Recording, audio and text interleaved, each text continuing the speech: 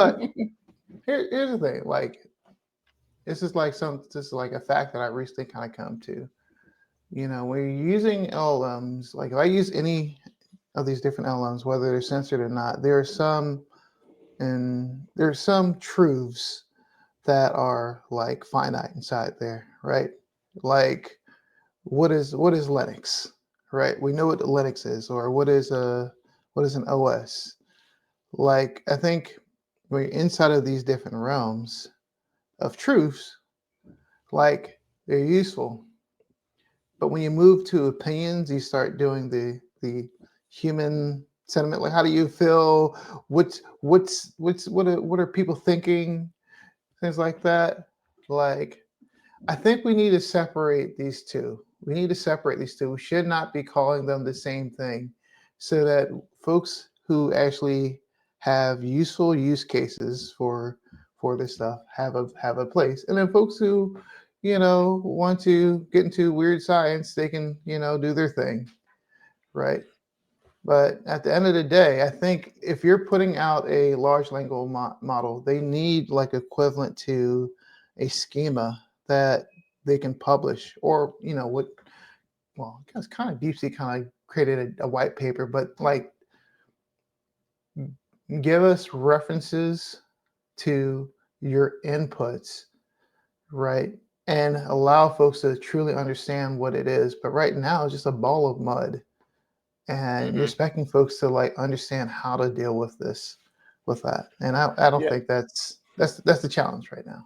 I think the other issue is that you mentioned opinion, where the definition of opinion was definitely it had a different definition than it did 10 years ago.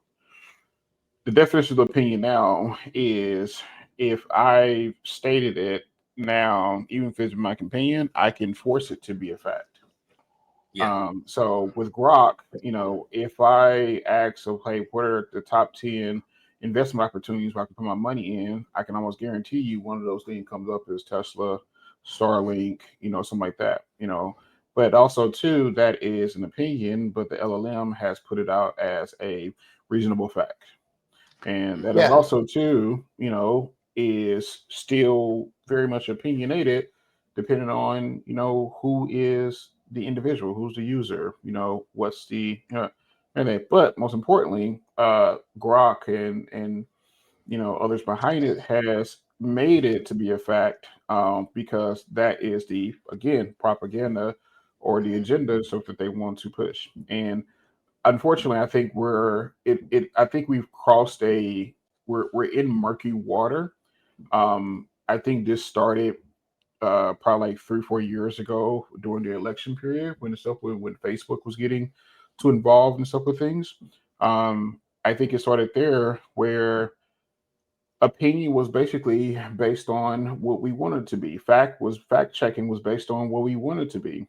Um, it could be, we've seen also times where individuals, institutions, organizations are rewriting history, to make something seem like it didn't happen or make somebody look better, or what the case and stuff might be. And so I can guarantee you, you tap onto one of Microsoft's model and you ask them, Hmm. give me three examples where Bill Gates was wrong about history.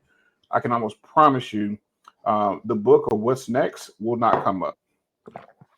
And so, Mm. he wrote that book at one point and said, What's next? And in that book, the word internet was not in it. And then he realized that, oh, I made a mistake and hired a team to go acquire the books back, so he can kind of rewrite history. Awesome. But the fact was that book was out and he wrote the book and he was wrong about Mhm. history. But now you have the opportunity to rewrite history, everything. Now you can put that as an opinionated stated that, oh, he kind of said that, but he didn't mean it. That like it's we're in murky water, and stuff now. Mhm. And most importantly, you know, also a lot of companies and individuals is not standing on principles. They're standing on dollars, stocks. Yeah, principles You know, out the window. yeah.